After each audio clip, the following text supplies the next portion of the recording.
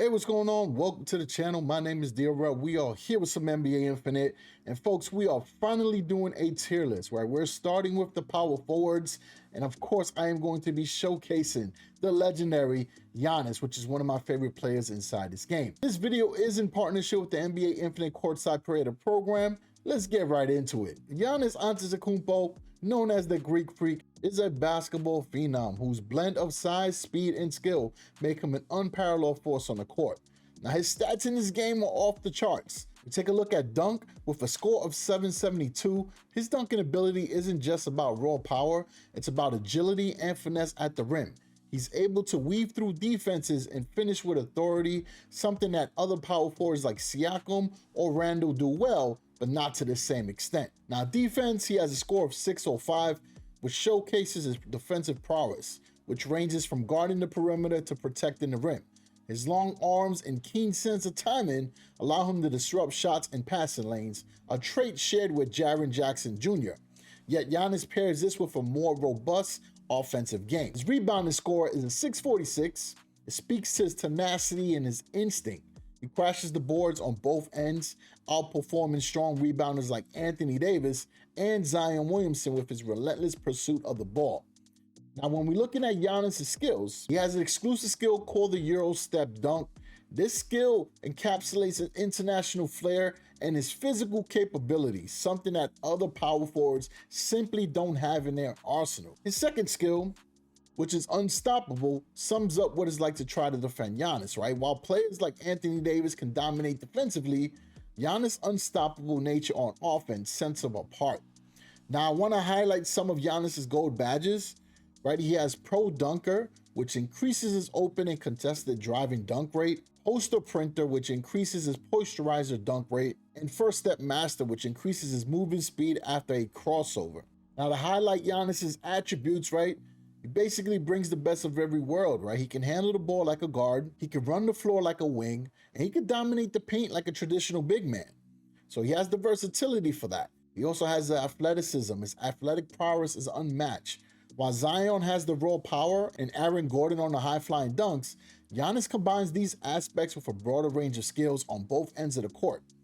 He also has an impact on winning. As far as the team chemistry for 3v3 and 5v5, beyond stats, Giannis' impact on the game is transformative. His ability to elevate his team's performance through his playmaking, scoring, and his leadership is akin to Draymond Green's impact on defense. Now, when comparing Giannis with the other power forwards, against Siakam, Giannis offers a similar mix of energy and skill, but with greater physical tools and a better defensive game. When compared to Porzingis, Giannis is less of a shooting threat, but far surpasses in terms of driving, playmaking, and defensive versatility. Against Julius Randle, Giannis presents a similar skill set, but with a high motor and defensive ceiling. Compared with Anthony Davis, he's a close contender with his defense and scoring, but Giannis' ability to lead the fast break and control the game gives him the edge. Zion might rival Giannis in terms of pure explosiveness, but Giannis' ability to affect the game in multiple dimensions, including defense and playmaking, puts him on top. Against Jaren Jackson Jr. and John Collins, they both shine on defense and scoring respectively, but neither has the all-around game that Giannis possesses. Giannis stands out not just for his individual excellence, but also for his ability to make his teammates better and lead his team to victories. True qualities that truly make a player S+ tier. So for this tier list, folks, that's right, we are getting into it now. We're gonna have S+ tier all the way down to the C tier. That's how we're gonna do it here. So the first player obviously is going to be Giannis, coming in at the S+ tier. His top stats is dunk at 772, defense 605, rebound 646, speed 702, and block at 638.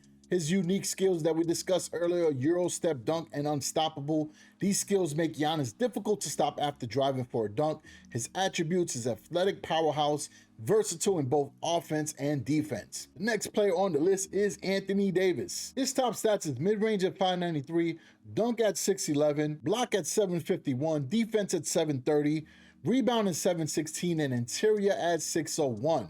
His unique skills are skyscraper and help defender. These skills make AD an even crazier defender and shot blocker, and his attributes make him defensively dominant, reliable scorer, and a great shot blocker. Coming in at the S tier, we got Pascal Siakam. His top stats is dunk at 6'11", rebound at 605, defense at 605, speed at 646, and mid-range at 599. His unique stats is force field D and hot pursuit. These skills highlight Siakam's ability to hustle for rebounds and to space the floor well defensively and offensively. His attributes allow him to be a dynamic scorer, a strong rebounder, and show off defensive versatility. Also coming in at the S tier is Kristaps Porzingis. His top stats is mid-range at 6'13", three-point at 686, block at 694, and post at 692.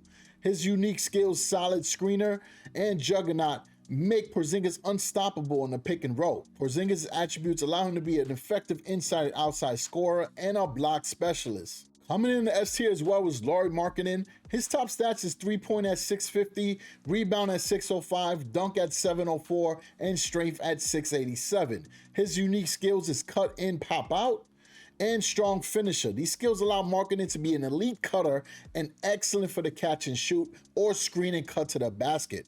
His attributes allow him to be an incredible stretch four, a great shooter, and versatile on the offensive end. Coming in on the A tier is Zion Williamson. He probably could have been S tier as well, but I really didn't want to put a lot of players in that tier because they are very elite in their own right.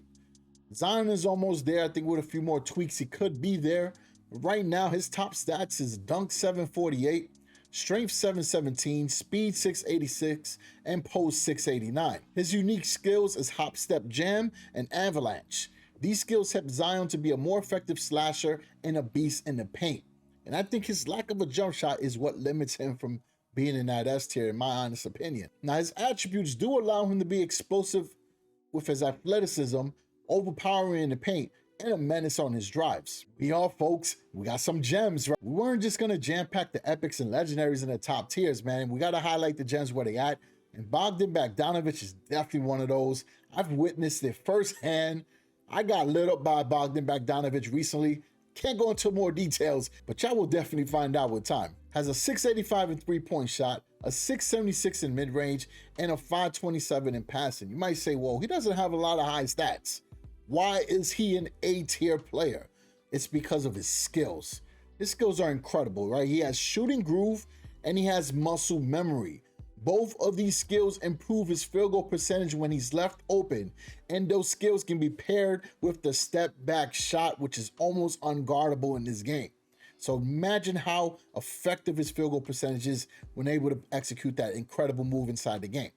Now, his attributes allow him to be a sharpshooter, a clutch performer, and he's very effective in creating his own shot. The next player, I gotta show Team Infinite some love, right? There are some gems in the Team Infinite cards.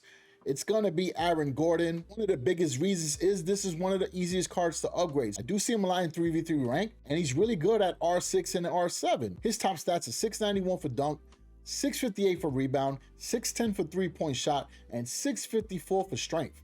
His unique skills is acrobatic airman and dunk domination. These skills make Gordon an elite dunker and a really good rebounder.